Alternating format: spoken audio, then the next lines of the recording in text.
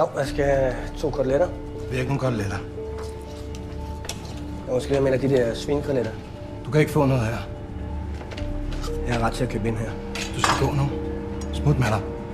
Jeg vil gerne have 2 koteletter.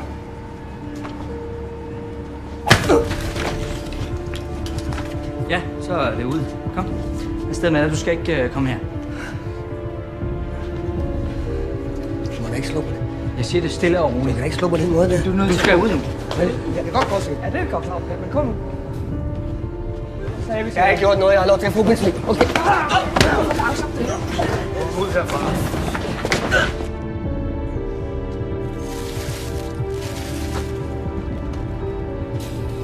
Har jeg ikke sagt til dig, at du skal smutte herfra?